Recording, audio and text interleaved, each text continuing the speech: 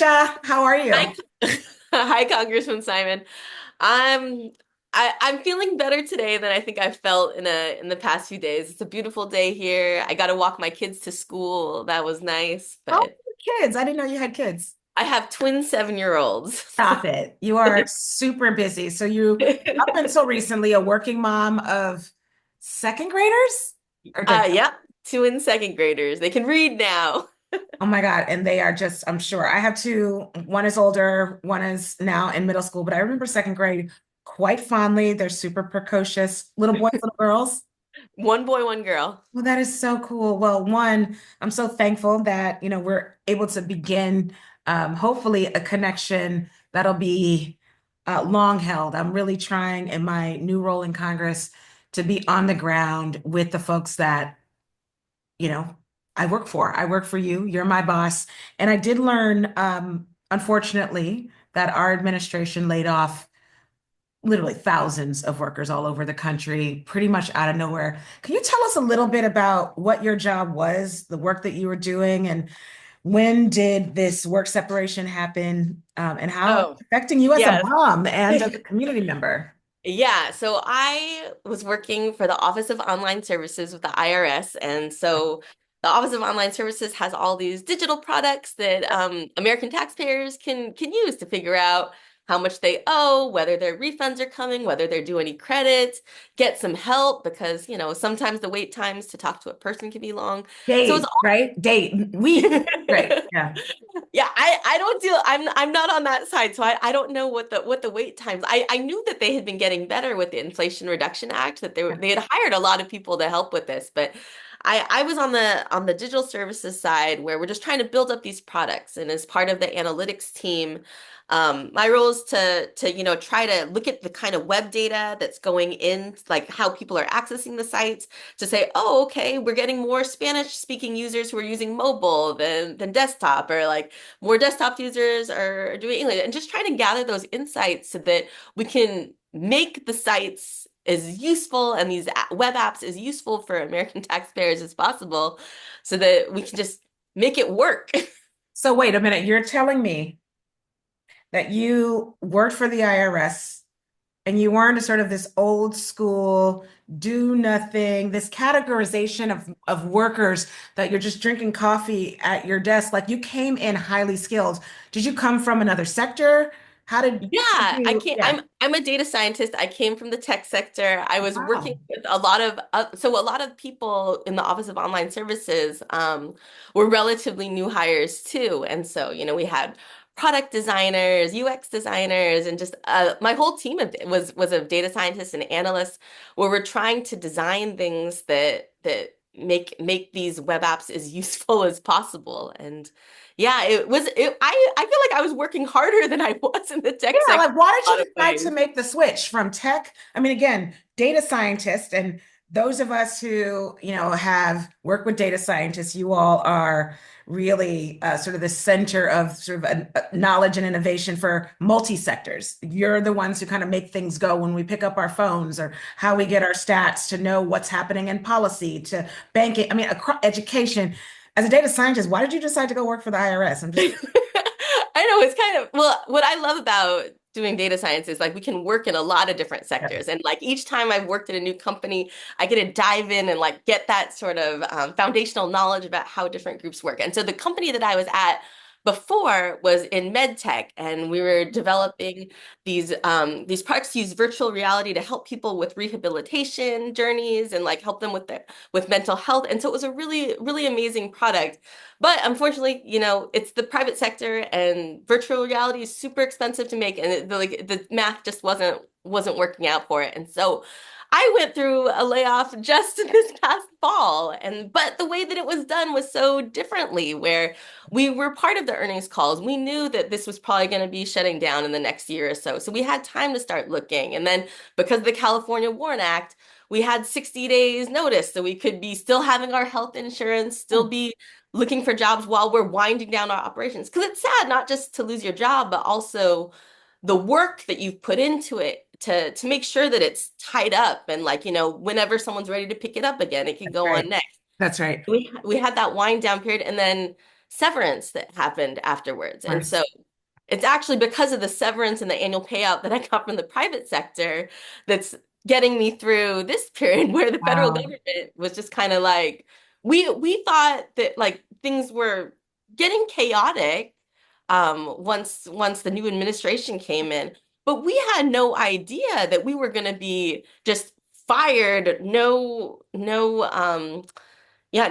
Like we pretty much knew only the day before, and there's just like no warrant, like none of that warrant notice stuff. During tax season, during a time where, I mean, this is shocking to hear, during a time where we have millions of Americans, particularly low-income Americans, particularly single parents or folks who are, taking care of their loved ones, and they're waiting for a refund, and they can't take off 3 hours to call the IRS to say, "Where's my refund?" What I'm understanding is like you were at the front end of the IRS trying to make the user experience easier for our monolingual residents, for folks like my mom who loves her new iPhone. And even though she's retired and she has Social Security, she's paying a ton of taxes off of her retirement. And she's waiting for that to get a new television, right? She's waiting for her refund. These are real staff people creating more quality of life and ease for folks to interact with the systems. And now folks like you are just gone with a day's notice.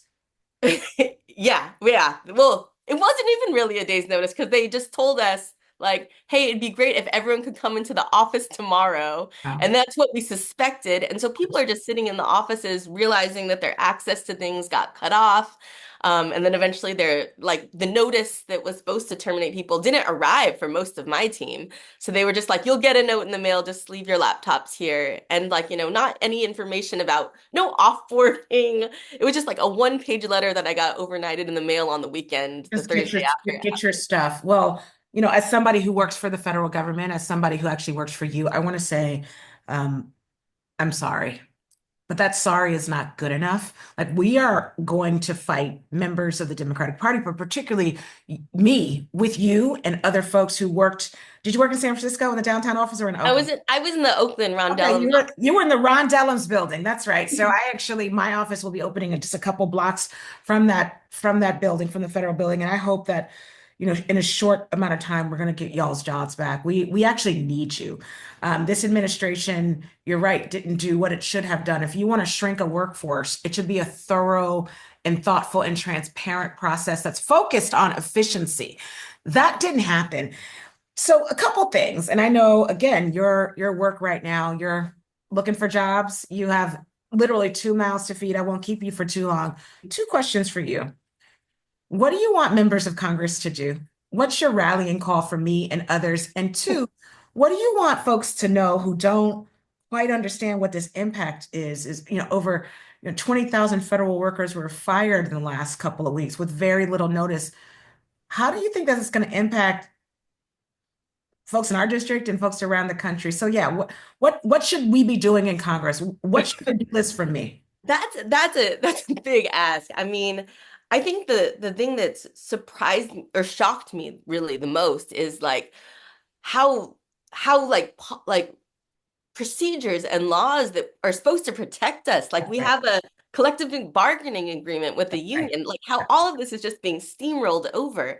Right. And whether or not there can be, I don't know, what can we do to make sure that rules that have been established so this kind of stuff doesn't happen get followed? I don't know whether that falls under No, that's Congress. right. I mean, you're right there. What you're telling me is, we're working with organizations like, Democracy Forward and others to sue the hell out of this executive branch every single day. My commitment to you and why I wanted to begin our relationship is, listen, I'm a mother too. And I also have a mother and have community members in my apartment. Like we're on the ground knowing and understanding we need federal workers to deliver real services for all of us to be okay, to be okay. IRS workers, Social Security workers, our VA workers, you are central to things working. One, so while I have to apologize because I'm a part of big government. That said, my marching orders, yes, there is a way forward.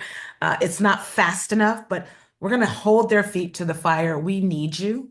We need you. And I'm so thankful for your service. And Goodness, if the federal government could be really armed with folks like you from every branch who deeply care, who have the skills, who want to be involved in the work, and really have joined, again, unions to make sure that we have voices to see your rights trampled like that, not only is it's not okay, it's despicable.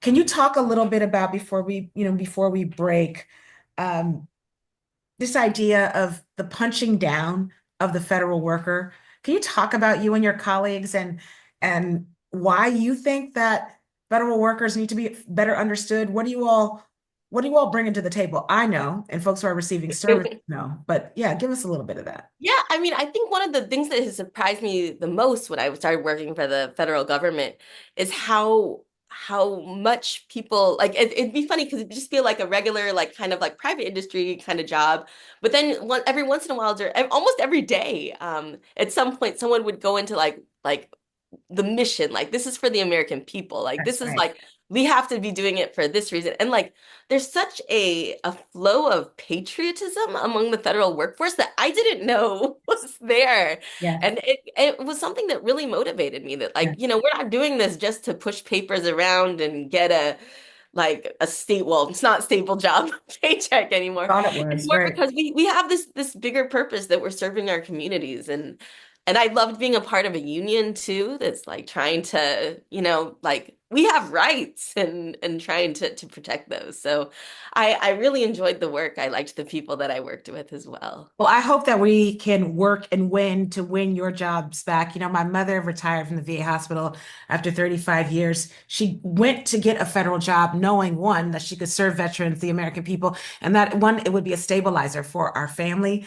And we are owed a government full of patriotism, like you, right? Like folks think that patriotism belongs to the other party. No, collectively, we have built this thing together. We love our people. We love this land. We love, again, the social safety net, and the democracy that we've all, whether we bought into it, we know it's supposed to work for us. We know that there's a hope and a prayer. I don't want you to give up hope. And I want you to know that, consistently day after day, I'm going to be fighting with you and for you because you know what? We need you. And Misha, I mean, your work is critical to folks being able to, one, pay into a system that should be paying them back, right? The IRS, the whole vocation is making sure we're paying into a system that's creating better roads and healthcare and opportunities for research, for cancer care, for low-income housing and first-time mortgage assistance. Like this is the vehicle, and you're trying to make it easier for folks on the ground to access, one, their refunds, and two, to pay into a system that would benefit us all. And what happened to you and your colleagues, not only was it unfair, I believe it was illegal. And I think justice will prevail. Thank you. Thank you. Thank you so much, Congresswoman Simon. And I can't wait to meet these babies, these smart and precocious seventh graders. Look, we're going to be doing a town hall meeting, whether you can come out with the babies or not. On my events, I always have childcare, but Mm. we're gonna make sure that we connect together. Oh, Thank that sounds you. wonderful. Thank you. Thank Thank you.